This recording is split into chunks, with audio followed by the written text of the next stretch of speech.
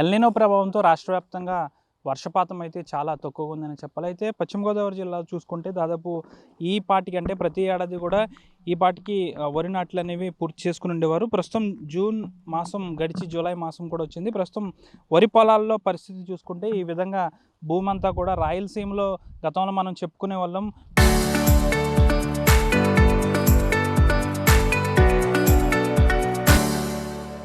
భూమి నెరలు తీసే విధంగా తయారైందని, అదే విధంగా ఇక్కడ కూడా గోదావరి జిల్లాల్లో కూడా ఏకంగా పంట పొలాలు ఈ విధంగా బీడు భూములుగా మారిన పరిస్థితి కూడా నెలకొంది. దీంతో రైతులు ఆందోళన వ్యక్తం చేస్తున్నారు. దాదాపు ఇది ఉభయ గోదావరి జిల్లాలో ఎప్పుడూ కూడా నీటి కొరత అనేది ఉండేది కాదు. అయితే గత కొన్ని నెలల నుంచి తీవ్రమైన నీటి కొరతతో పాటు వ్యవసాయ పనులు చేసుకోవడానికి అనేక ఇబ్బందులు ఎదుర్కొంటున్నామంటూ కూడా రైతులు చెప్తున్నారు. అయితే ఏదైతే ఒక రైతు ఉన్నారో తాను బీడు బారిన భూమి నుంచి ఒక రాయి కూడా తీసిన పరిస్థితి కూడా నెలకొంది. ప్రస్తుతం ఈ ఈ గత ఏడాది ఈ సంవత్సరం నాటికి ఈ నెల నాటికి వరి నాట్లు అనేవి పూర్తి చేసుకున్నారు. ప్రస్తుతం అయితే ఇక్కడ వర్షపాతం లేక కాలువల్లో నీళ్లు ఉన్నప్పటికీ సరైన మార్గం గుండా నీరు అనేది పంట పొలాలకు ప్రవహించకపోవడం వల్ల ఈ విధంగా జరిగిందంటూ కూడా రైతులు చెప్తున్నారు.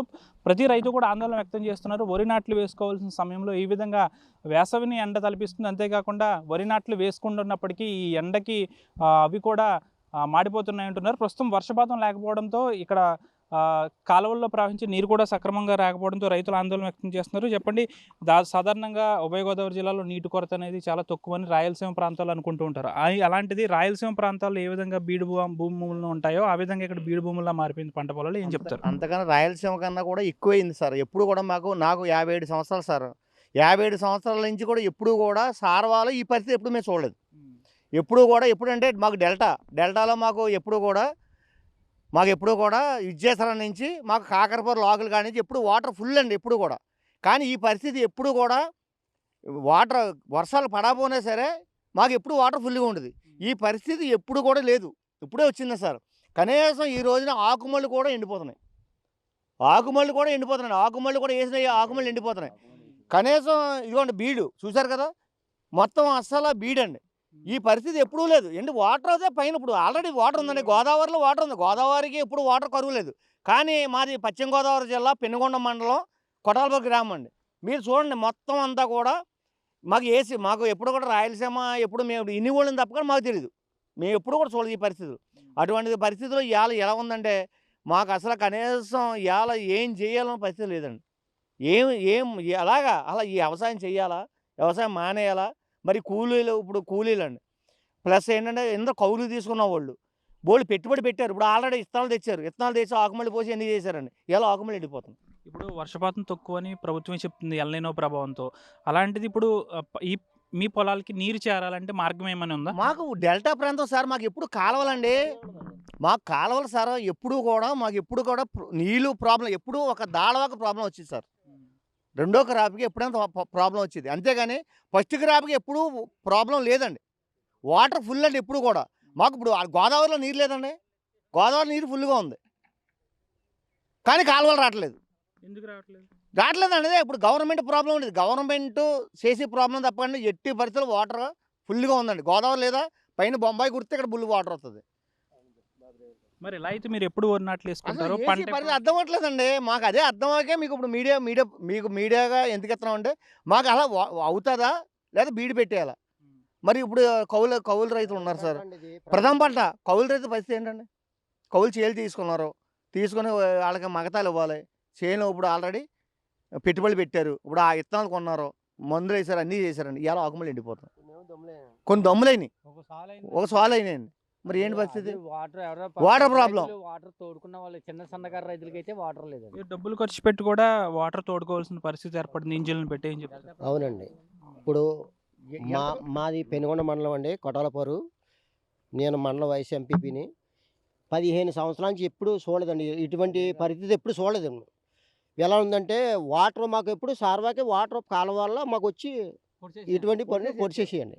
ఇప్పుడైతే ఈ పరిస్థితిలో మరి అధికారులను బట్టి ఏం జరుగుతుందన్నది మాకు తెలియదండి. వాటర్ అయితే మాకు కింద తీసుకురాట్లా. ఇవాళ నాట్లు వేసుకుంటాక ఇప్పుడు ఎలా ఉందంటే మా పరిస్థితి ఆకుమళ్ళు కూడా నీళ్ళు లేవు. అర్థమైందండి. వర్షాల గురించి మాకు అయితే సార్వాక ఈ పెద్దరం పంటకి మాకు వర్షాలతో సంబంధం లేదండి. అర్థం సార్. కాలువ నీరు వస్తుందండి. మాకు కాలువ నుంచి ఏంటో మాకు వాటర్ మరి అధికారులు ఏం చేస్తున్నారో మాకు తెలీదు. లోకల్ ఎమ్మెల్యే గారు ఉన్నారు, మరి ఆయన కూడా పట్టించుకోలేకపోతున్నారు.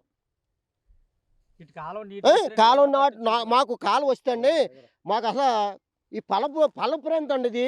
మళ్ళీ వరద వస్తే మునిగిపోద్దండి ఇది.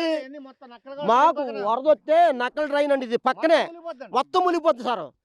ఏంటంటే ఇది జాగ్రత్తగా వీళ్ళు మాకు ఏదో నాట్లు అడిగేలాగా మాకు ఏదైనా చేస్తే మార్గం నాటుకుంటామండి. లేదంటే ఈ ఐసేం అసలు ఏం చేయలేదు. ఇది మేము మా పరిస్థితి ఎలా ఉందంటే ఆకుమల్లికి నీళ్ళు లేని పరిస్థితి. చూడండి ఈ డెడ్ అంతా చూడండి, ఆకుమల్లికి కూడా నీళ్ళు లేవు సార్. ఎలా ఉందంటే ఇప్పుడు మేము నాటాలి అంటే వాటరు ఇప్పుడు వర్షంతో ఉండి టైం ఉంటుందండి. ఇది వర్షం ఉండి టైం కదండి. ఇది మాకు పల్ల ప్రాంతం అండి. ఇది మాకు వర్షం వదిలితే వాటర్ వదిలితే మాకు పుల్లుగా పడిపోద్దండి. పుల్లుగా పడిపోద్దండి. అసలు రానిత్తలేదండి ఇది. మరి కాలం గత ఏడాది ఈ టైంకి వేసేసారా? నాటేసామండి.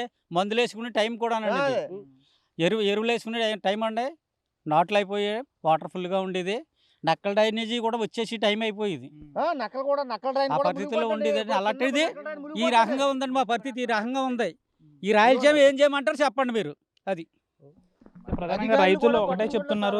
వాస్తవానికి మీరు చెప్పండి, మీరు ఎంత సాగు చేస్తున్నారు? ఈ లాస్ట్ ఏడాది ఈ టైంకి సాగు అనేది మొదలు పెట్టారా?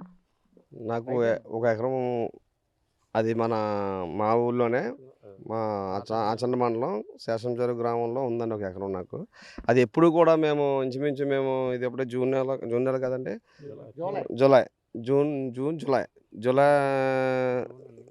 జూన్ ఎండింగ్ కల్లా మాకు 1 నాట్లు అయిపోయి మందులు కూడా ఫస్ట్ కోటలు కూడా వేసుకుని టైం వచ్చేసింది అనమాట అండి. ఇప్పుడు ఇదే కాదండి, అక్కడ నా చేను కూడా చూసినా ఆ దొడ్డు ఉంటుందండి. ఒక 60-70 ఎకరం ఉంటుందండి అక్కడ. అది ఇప్పుడు మీరు ఎలా వెళ్తే చూడండి కావాలి, మన పంచాయతీ దగ్గర పక్కనే అండి ఏరియా అది. అక్కడ కూడా కనీసం మా మళ్ళీ ఇంత ఎదిగిపోయి ఉన్నాయండి. అప్పుడు ఏం చేయాలా, ఓడసాలా మానాలా అన్న పరిస్థితుల్లో మట్టుకు మేము చూస్తున్నామండి. నీరు మరి నిజంగా బోర్లేసి తోడుకుందామన్నా కానీ వాటర్ లేదండి. కాలంలో ఏ కాలంలో కూడా వాటర్ లేదు. ఇప్పుడు మేము చాలా ఇబ్బంది పడుతున్నామండి.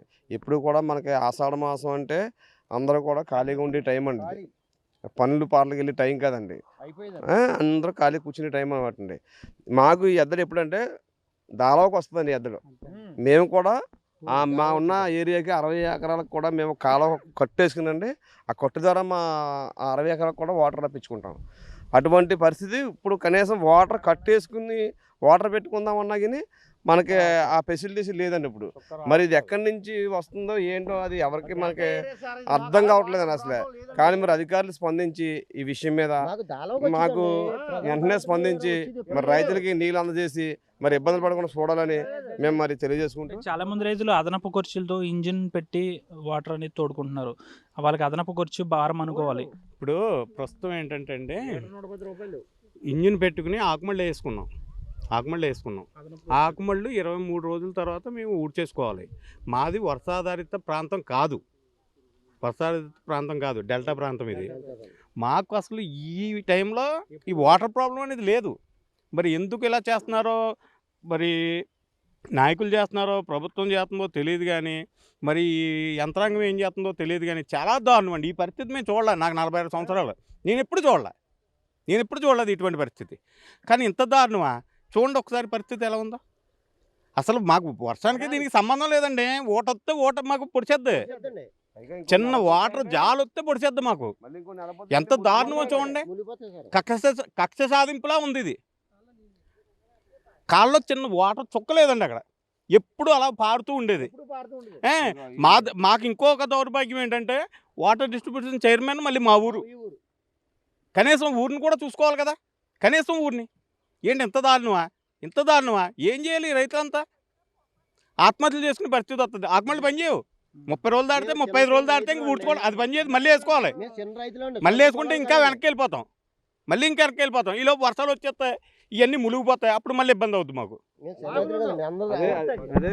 ప్రధానంగా రైతులు చెప్తున్నది ఒకటి, ఇది వర్షాధారిత ప్రాంతం కానప్పటికీ కూడా ఇది డెల్టా ప్రాంతం. పూర్తి స్థాయిలో కూడా కాలువల ద్వారా నీరు ప్రవహిస్తే ఈ పంట పొలాలన్నీ సుభిక్షంగా పండుతాయి. అయితే ఆ కాలువల్లో నీరు అనేది లేదు. గోదావరిలో పుష్కలంగా వాటర్ ఉన్నప్పటికీ కూడా కాలువల్లో వాటర్ లేకపోవడం, ఇది ప్రభుత్వానికి సంబంధించి కనీసం అధికారులు ఏం చేస్తున్నారంటూ కూడా రైతులు ప్రశ్నిస్తున్నారు.